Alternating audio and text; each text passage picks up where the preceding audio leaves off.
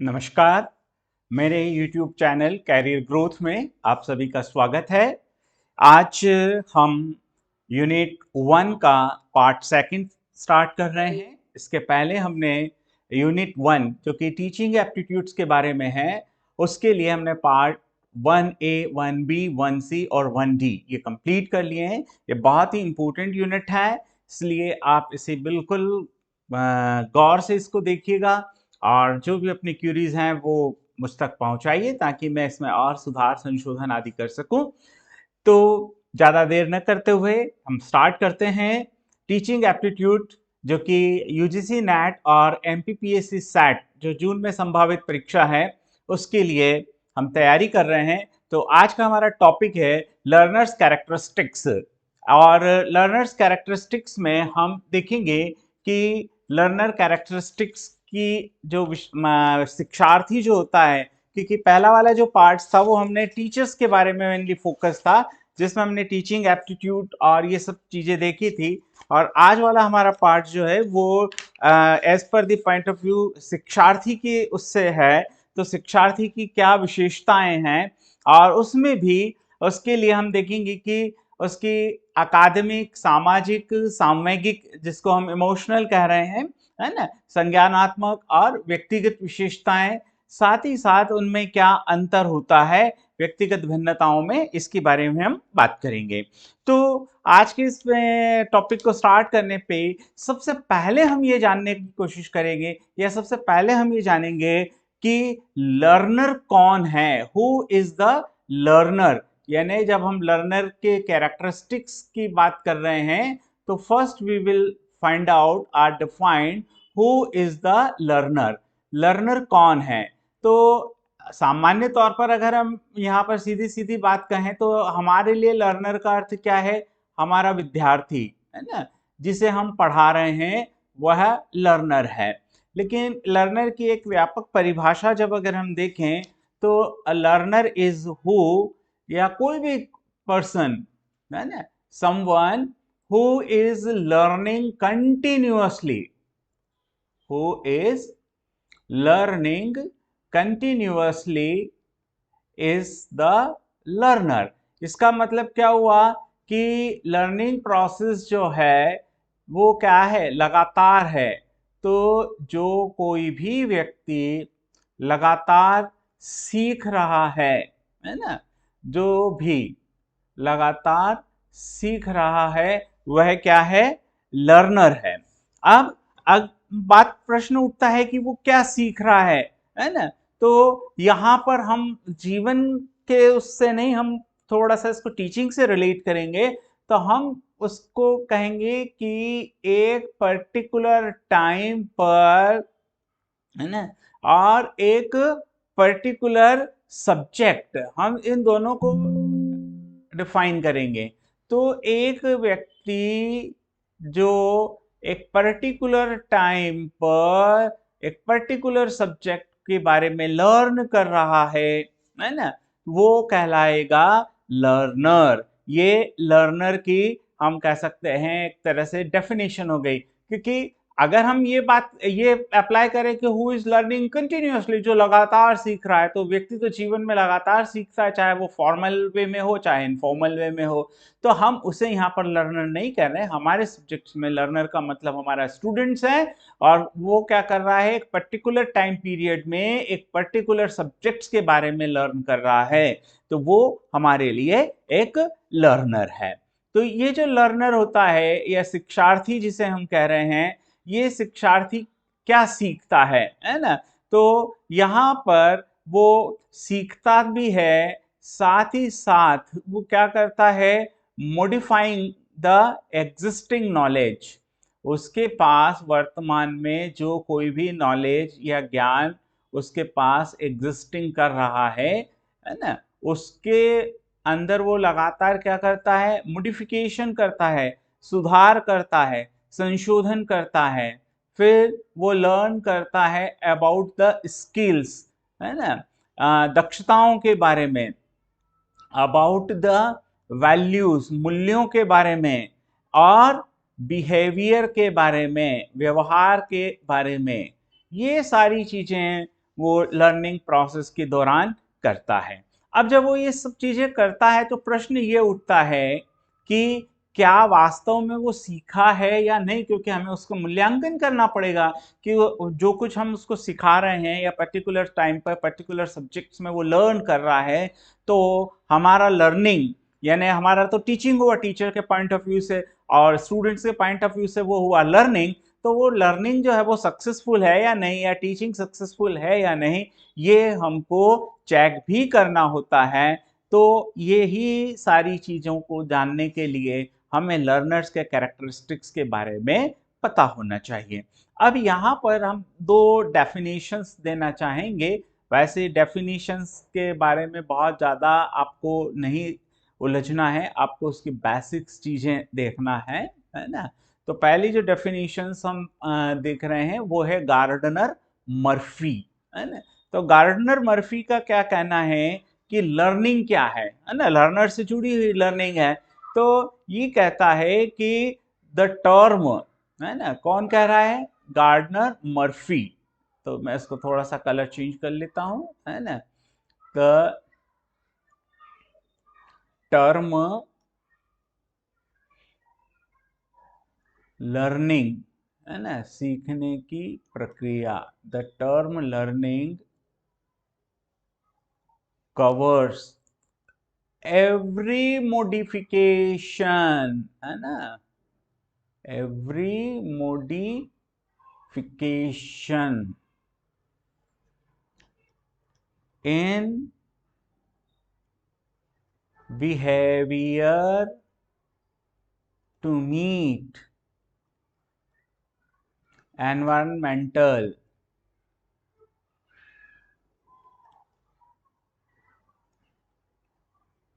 requirements। यानी वो सारी चीजें, कौन सारी चीजें, जो वातावरणीय में अनुकूलता या वातावरणीय आवश्यकताओं, है ना, एनवायरमेंटल रिक्वायरमेंट, पर्यावरण शब्द कहेंगे तो वो थोड़ा सा व्यापक हो जाएगा, यहाँ वातावरणीय शब्द उसके आसपास का वातावरण, वास्तव में एनवायरमेंट मीन्स पर्यावरण होता है, लेकिन कहीं कहीं शब्दों को ग्रहण करने में हमें उसका रेफरेंस देखना होता है। सो मीट, किसको मीट करना है, वातावरणीय आवश्यकताओं को, और मॉडिफिकेशन किस चीज का हो रहा है, उसके बिहेवियर का। तो वो सारी term, the term learning covers every modification, वो सारे टर्म्स, वो सारी चीजें जो किसी भी लर्नर के व्यवहार में परिवर्तन लाती है ताकि वह उन वातावरणीय आवश्यकताओं की पूर्ति कर सके जिसमें वह रह रहा है। ये किसका कहना है, गार्डनर मर्फी का। दूसरे एक और डेफिनेशन की अगर हम बात करें हेनरी पी स्मिथ की, तो हेनरी पी स्मिथ का कहना है, क्या कहना है हेनरी पी स्मिथ का, तो हेनरी पी स्मिथ कहते हैं कि लर्निंग is the acquisition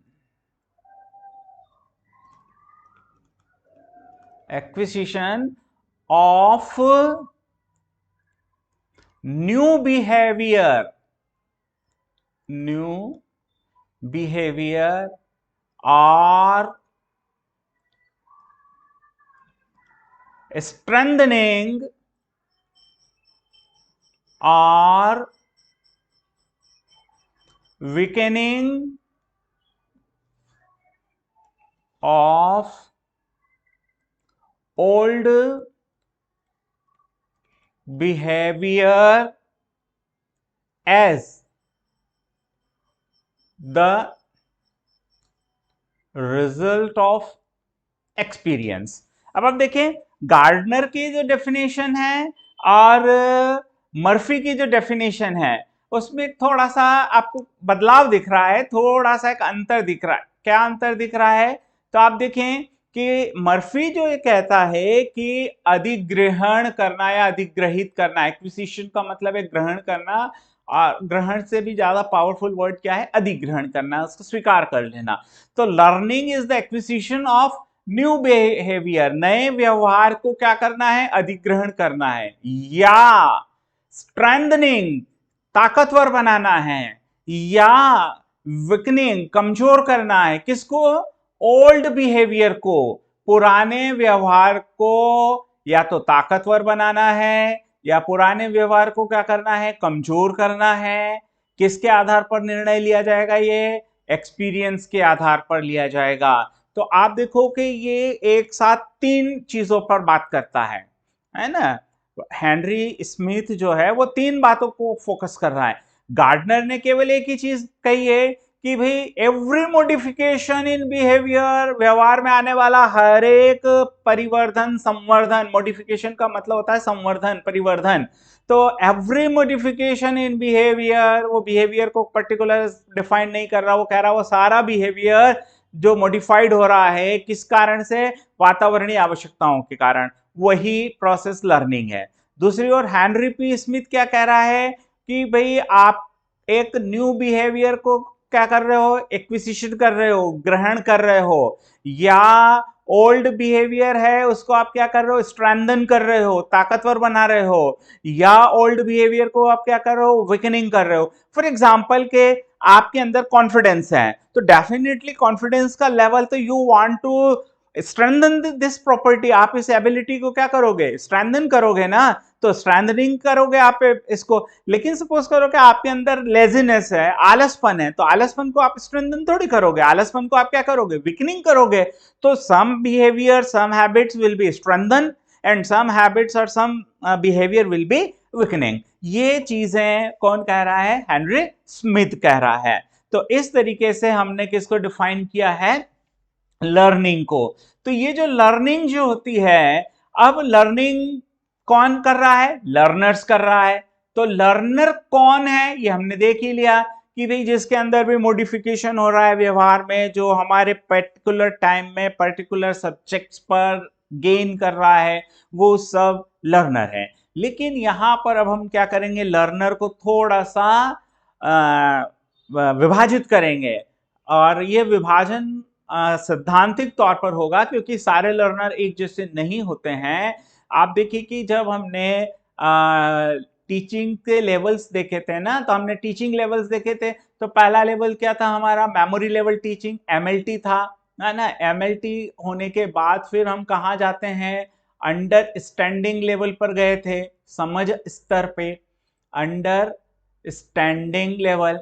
और अंडरस्टैंडिंग लेवल के पश्चात हम कहाँ गए थे, रिफ्लेक्टिव लेवल्स पर। तो आप देखो कि these are the three levels, है ना। ये आपके टीचिंग के पॉइंट ऑफ व्यू से ये तीन डिफरेंट डिफरेंट लेवल्स हैं।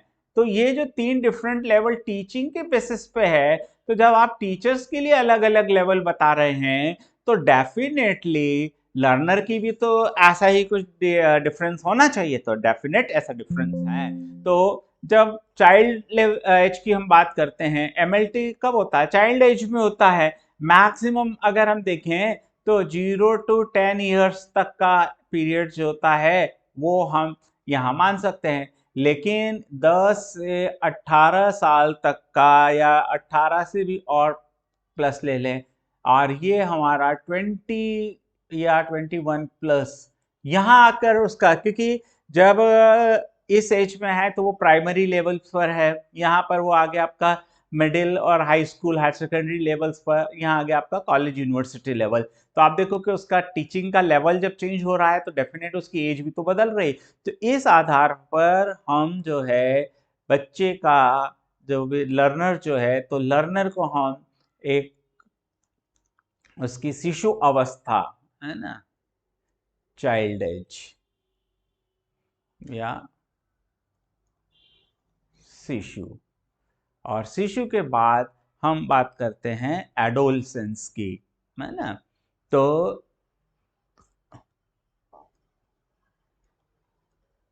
एडोलसेंस या एडोलसेंट अगर उसको नाउन के रूप में लेंगे, तो ये हो गया आपका किशोरावस्था, एडोलसेंस। और उसके बाद आ जाएगा आपका एडल्ट, है ना। वयस्क। ये तो ये हमें पता होना चाहिए। तो लर्नर जो है वो 3 टाइप का लर्नर है हमारे पास। एक है चाइल्ड लर्नर, एक है एडोलसेंट और एक है एडल्ट। तो ये जो एडोलसेंट लर्नर और एडल्ट है, तो हमारा जो फोकस है, अगर हम ये पता कर पाएं तो फिर हम बहुत आसानी से इसको समझ पाएंगे। तो हम यहाँ पर नेक्स्ट जो है वो डिफाइन करेंगे एडोलसेंस को। तो एडोलसेंस जो है, किशोरावस्था जो है,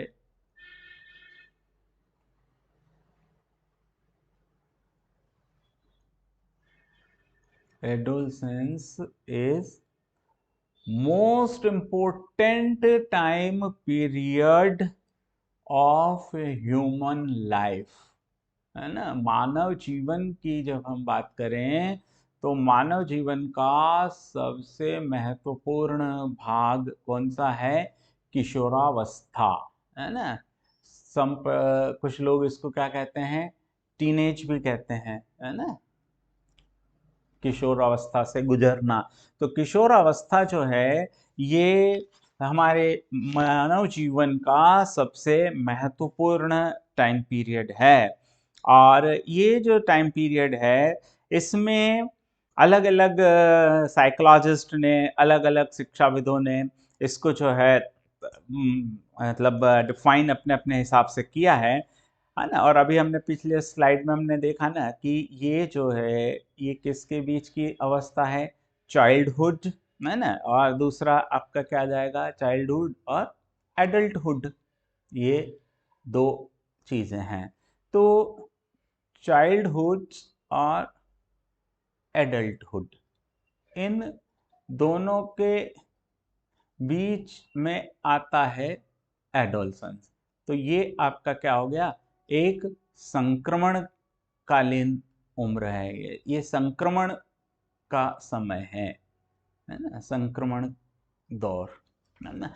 तो संक्रमण शब्द जो साइंस वाले स्टूडेंट बहुत अच्छे से इसको केमिस्ट्री में ट्रांजिशन एलिमेंट्स, तो ट्रांजिशन एलिमेंट्स तो one side you are highly electropositive s block metals होती हैं, और on the other hand right side में आपके पास पी ब्लॉक, और पी ब्लॉक में भी जैसे जैसे लास्ट में गए तो बिल्कुल नॉन मेटल्स आ गए, हैलोजन फैमिली और noble gases, but in between metals आ जाती हैं। तो उनकी प्रॉपर्टीज क्या है?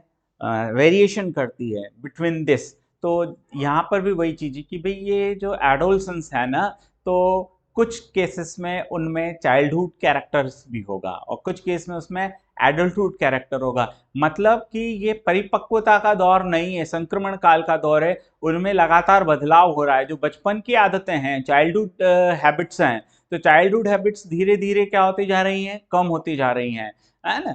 और उनमें विकास होते जा रहा है। अभी हमने देखा ना कि एनवायरमेंटल रिक्वायरमेंट्स के अकॉर्डिंगली उसमें चेंजेस होना, एक्विजिशन होना, ओल्ड हैबिट्स में या तो स्ट्रेंथनिंग होना या वीकनिंग होना। तो चाइल्डहुड जो हैबिट्स हैं वो चेंज हो रही है, और जो आपके वयस्क या एडल्टहुड है, परिपक्वता का जो दौर है, वो धीरे धीरे उस तरफ आप जा रहे हैं।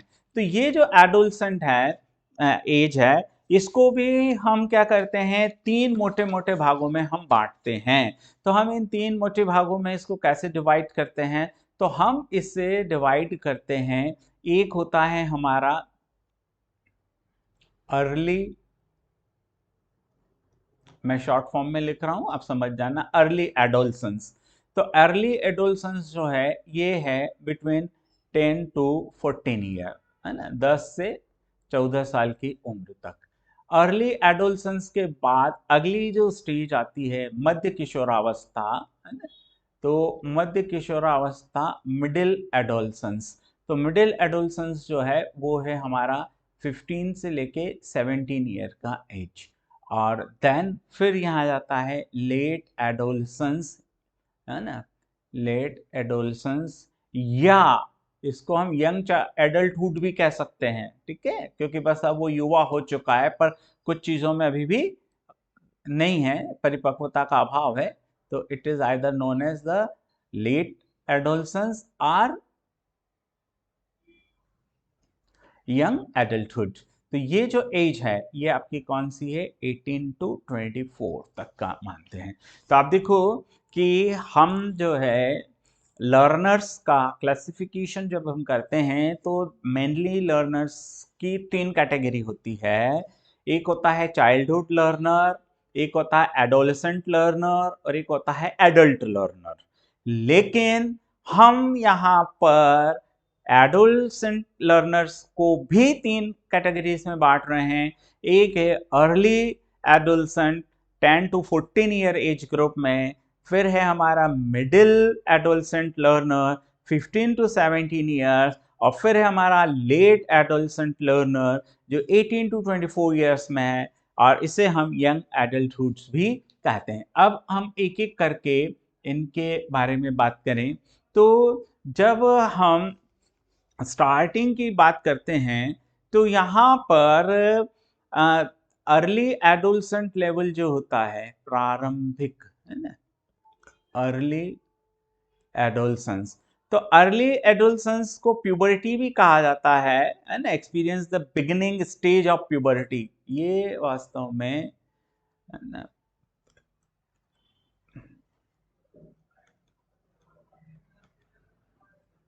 बिगिनिंग ऑफ प्यूबर्टी और टीनेज है ना।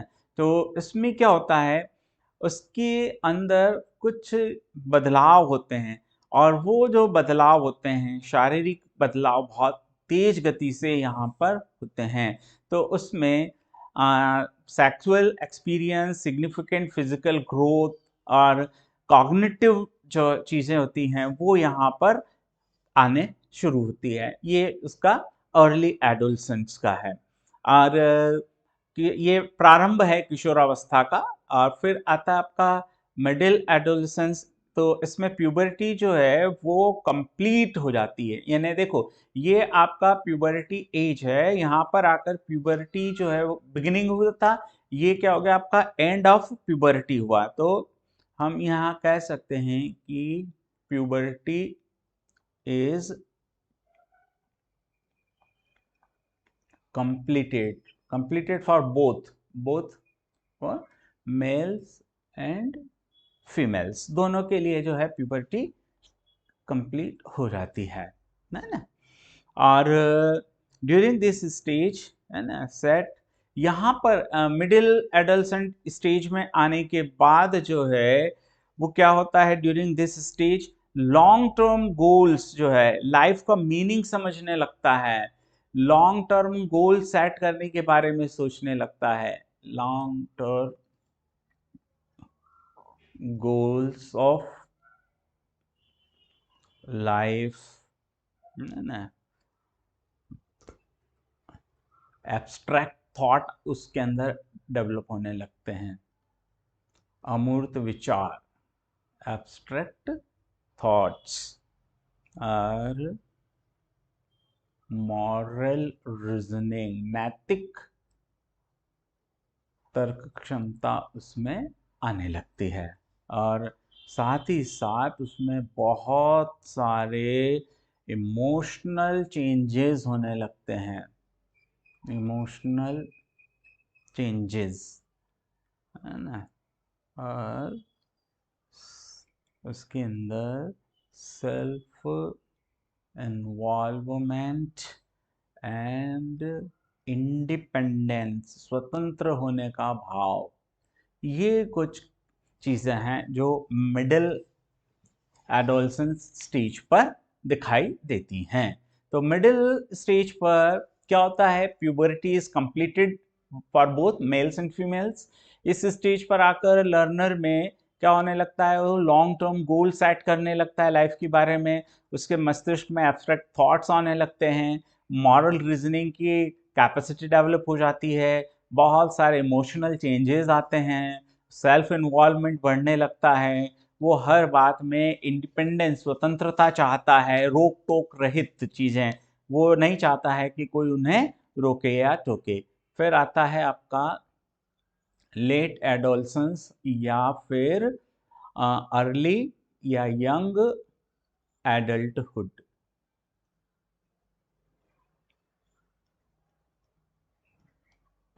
Young adulthood. तो यहाँ पर क्या होता है, इसके अंदर कॉग्निटिव जो है टिपिकली एक्सपीरियंस होने लगते हैं और यहाँ पर मोर कॉग्निटिव डेवलपमेंट्स होता है, संज्ञानात्मक विकास होता है, मोर कॉग्निटिव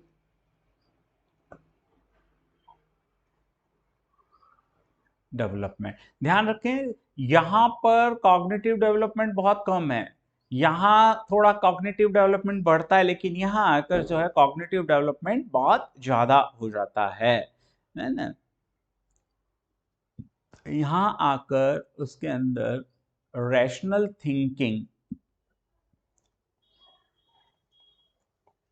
डेवलप होने लगती है ना। साथ ही साथ इमोशनल स्टेबिलिटी, यहां पर ध्यान रखें इमोशनल चेंजेस के दौर से गुजर रहा है, उसमें स्टेबिलिटी नहीं हुई।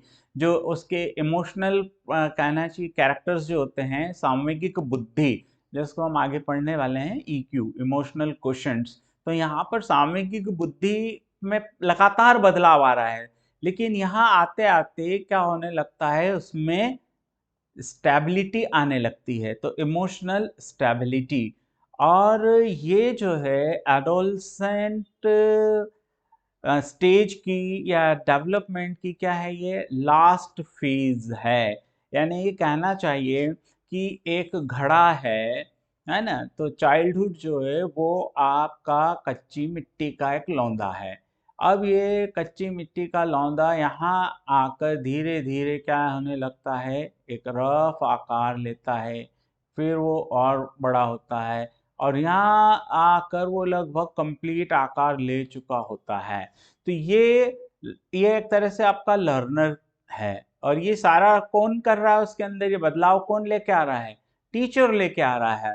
तो लर्निंग स्टेज में लर्नर्स की जब हम बात करते हैं, तो लर्नर्स में एडोलसेंट स्टेज जो है वो बहुत इम्पोर्टेंट स्टेज है, और एडोलसेंट स्टेज को ये कहा जाता है कि ये इमीडिएट और लॉन्ग टर्म इफेक्ट्स एटीट्यूड्स और बिहेवियर दोनों के ऊपर डालती है। यानी adolescent is that period when both the immediate as well as long term effects on attitudes and behavior are important। इसमें फिजिकल साइकोलॉजिकल इफेक्ट्स भी जो है वो कंप्लीट होते हैं, तेज गति से होते हैं, और साथ ही साथ मेंटल डेवलपमेंट मानसिक विकास जिसको हम कहते हैं वो इसी स्टेज पर लर्नर का होता है। यहाँ पर एडोलसेंट्स को लेकर हम